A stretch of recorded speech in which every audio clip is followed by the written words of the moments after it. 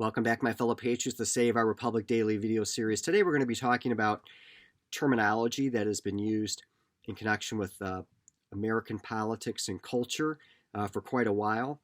And I'm going to try to, as best I can, objectively describe some of the positions and terminology that's been used and then suggest perhaps some alternatives. One of the issues that has been presented to the American public is this idea of the right wing versus the left wing.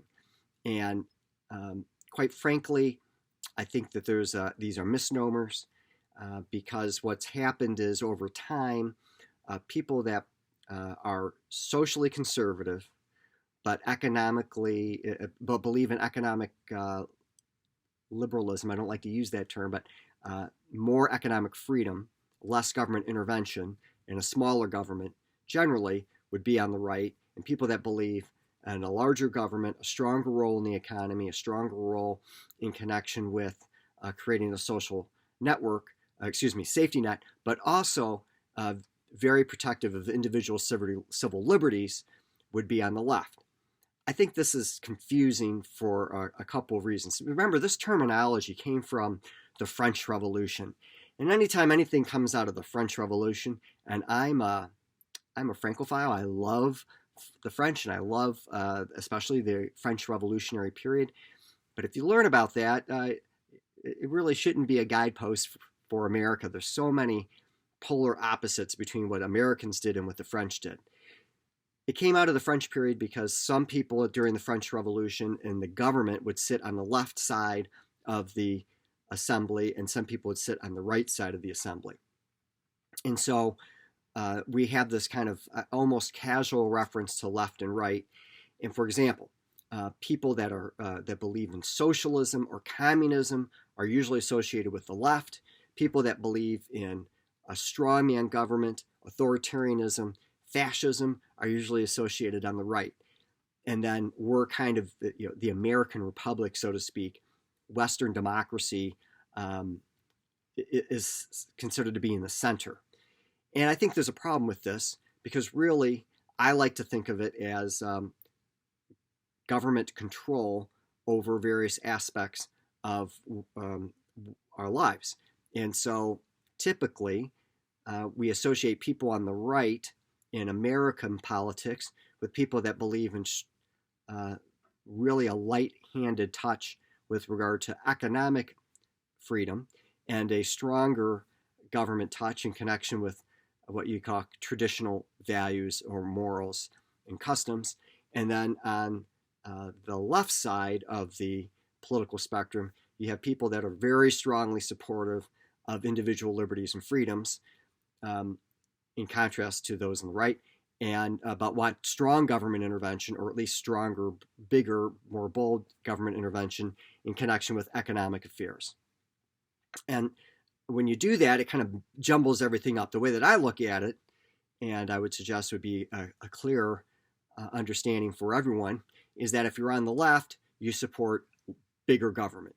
It could be in the economic sphere, it can be in the individual liberty sphere, whatever it is, that the government has a bigger role and is expanding its intervention in connection with what we do. And if you're on the right, that means smaller government, less intervention.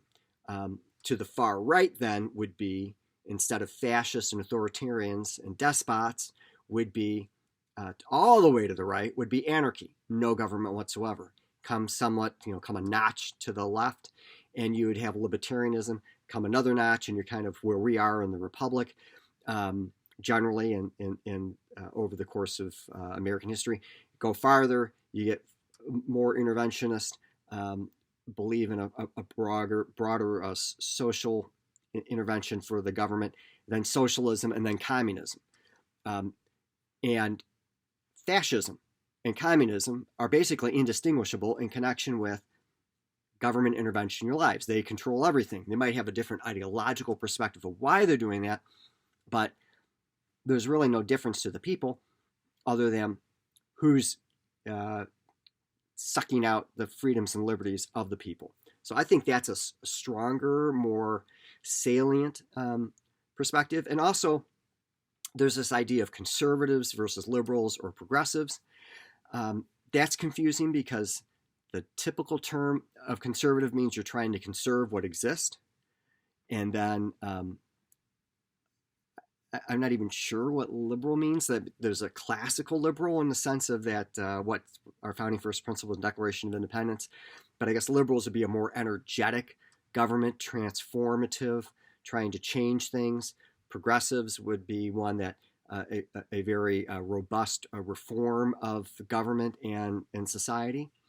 And again, that's confusing because, for example, President Trump, he wasn't a conservative in the sense that he wanted to keep the government the way it was. He really wanted to change a lot of the government. So he wasn't trying to conserve what already existed. So it's really kind of a mishmash of terminology, which I think has not really been helpful.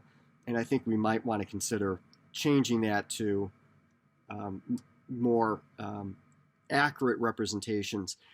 For example, libertarian, very small government, protecting the individual liberties of people, both economically as well as individually, with the idea that there shouldn't be coercion unless absolutely necessary to protect individual rights. And then you might say socialists for government ownership of the means of production. And we could specifically define what you believe without these kind of vague terms that really are confusing. And I don't know if it will make a difference or not, but I just believe that we should be accurate and more precise in our speech. And I think that we've been pretty sloppy in connection with our positions. And I think if we can stake out our positions, not me in particular, but the country can stake out their positions in a clear way, understand each other's positions. We can have civil debate, not label each other in inappropriate ways, and then hear each other, and then hopefully come together for the betterment of our country. Until next time, don't forget about America's Survival Guide at americasurvivalguide.com, Patriot Week at patriotweek.org, and the Patriot Lessons American History and Civics podcast. God bless you, and God bless America.